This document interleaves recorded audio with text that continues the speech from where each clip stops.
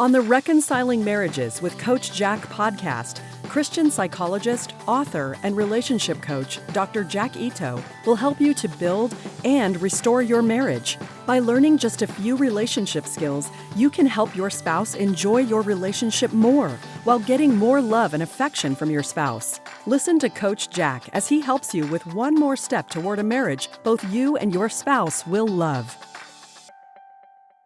Personal integrity, positive relationship building, and effective responding will create the respect you have been hoping for. Let's start with a simple truth. If you are not getting respect from your spouse now, then what you are doing to get respect is not working. Successful people know that when what they are doing is not working, they need to do something else instead. Make this the day you decide to stop doing ineffective things.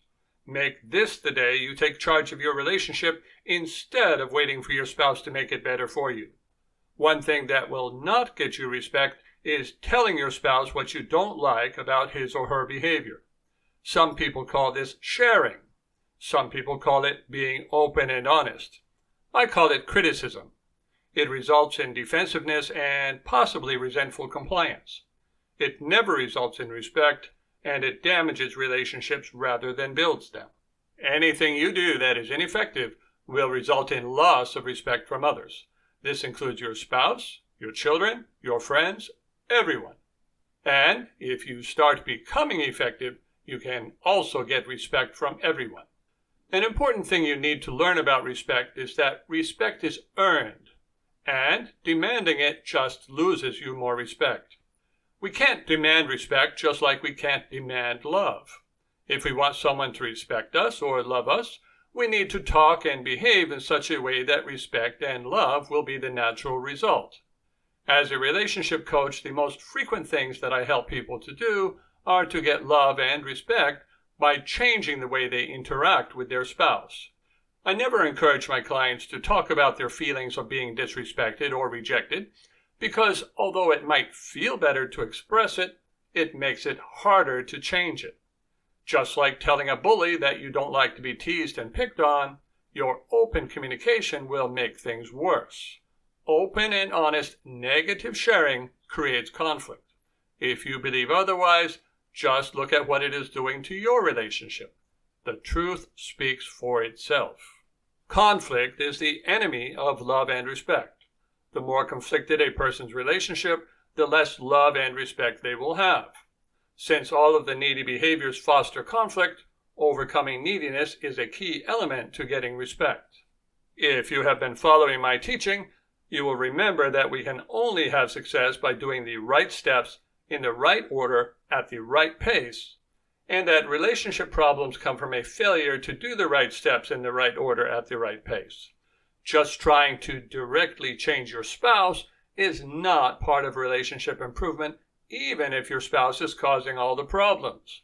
Like other relationship problems, we have the power to change things by changing the way we present ourselves and interact with our spouse. You will be treated according to your behavior. Many people have a welfare mentality toward their relationships. They think they should get love without having to be loving, agreement without having to be agreeable, and respect without having to behave respectfully. The Bible tells us we reap what we sow. Galatians 6:7. You can't sow corn and reap wheat, and you can't sow conflict and reap respect. So the first step to ending disrespect, or getting more respect, is to see where you might be sowing disrespect with your behavior. The top 3 needy behaviors that foster conflict and lead to disrespect are 1. Criticizing, 2. Complaining, and 3. Talking about relationship problems. These are 3 ways to negatively be open and honest. All 3 of these behaviors magnify differences without improving relationships. They are ineffective in creating lasting change. They make you look bad. I'm not encouraging you to be dishonest. I'm encouraging you not to be open with your negative sharing unless you're going to do something effective about it. For example, saying, "I don't like having to clean up your messes," will not get you respect. Saying, "I don't like having to clean up your messes, so if you don't start doing that by 1 week from now, I will hire a cleaning service will get you respect, as long as you follow through. Get the point? Don't say negative things about your spouse to your spouse unless you have some effective plan to deal with your spouse, or you will lose respect and the problems will be worse. If you are having difficulty being secure, my book, Overcome Neediness and Get the Love You Want, will help you get started with the changes you can make to improve your relationship. One effective action prevents 1,000 ineffective arguments. Did you know that secure people don't argue? Do you know what else secure people don't do? They don't avoid dealing with problems. So what do secure people do? Secure people earn respect. In addition to not using ineffective methods like negative sharing without action, secure people live in such a way that earns respect from others. The right steps in the right order, right? So take care of that negative sharing, then work on this step of earning respect. We can earn our spouse's or anyone's respect by doing the following 3 things. 1. Living according to our professed values. 2. Doing what we say we will do. And 3. Not allowing others to mistreat us. If you are not respected, it is because you are not earning it in at least one of these 3 areas. If we say we are Christian, for example, yet don't reflect that in our talk or behavior, we are seen as hypocrites. You don't score any points with God or people by saying you are something that you obviously are not. Jesus addressed this issue in Luke chapter 6, verse 46, when he said, "Why do you call me Lord, Lord, and do not do what I say?" God and people both respect honesty, which means that your behavior has to match your words. Do as you say and say as you do, and you will be taken seriously. Threatening your spouse with things you would never actually do is a sure way to lose respect. It might work once or twice, but will contribute to long-term credibility issues. How can we trust someone's promises if they sometimes don't do what they say? One of the needy behaviors that I talk about in my book on overcoming neediness is making promises. Promises are a way to try to get credit in advance of your actions. But what if you don't follow through for some reason? You will be discredited. You will be called untrustworthy. Even if you did 90% of what you said you would do, that 10% you didn't will make you into a liar. Secure people don't make promises. They simply make changes. As long as you didn't promise some improvement, you get credit for whatever you do. But if you promise to make changes, you get discredited for every slip-up. Making promises is a good way to lose respect. Work on changing everything you think you should without ever telling anyone that you are. Don't try to impress people with your intentions. Impress them with your success. What about those damaging things your spouse is doing? Not allowing mistreatment or damaging behavior will get respect and improve your marriage. We need to allow our spouse to do some things we don't like. Otherwise, our lack of acceptance will make them feel not good enough and lead to their no longer loving us. But there are some things we just shouldn't allow. Not that we are going to argue about it. Do not accept and do something about these following 4 things. 1. Any behavior which will cause you to no longer love your spouse. 2. Any behavior which endangers you or your children. 3. Neglect or abuse, whether physical, emotional, sexual, or financial. And 4. Unfaithful behavior. There may be some other things you shouldn't accept as well, but the main idea is to prevent anything which, if continued, would lead to long-term damage to your relationship or to the people in your family, including your spouse. We have to love our spouses enough to take actions which will preserve our love for them. The problem most people have is trying to convince their spouse to stop rather than not actually allowing the behavior. God's charge to Christians is for us to love our spouse, not please our spouse. Where loving and pleasing are the same, do it. Where loving and pleasing contradict, go with loving, even if it makes your spouse upset. Only effective actions earn respect. Telling your spouse what you don't like is not effective for creating lasting change, so will lose you respect. The effective action for ending hurt and harm is using boundaries. Boundaries are not what we tell others to do. They are what we do or don't do. Telling your spouse to do or not do something is not a boundary. It is an attempt to control your spouse.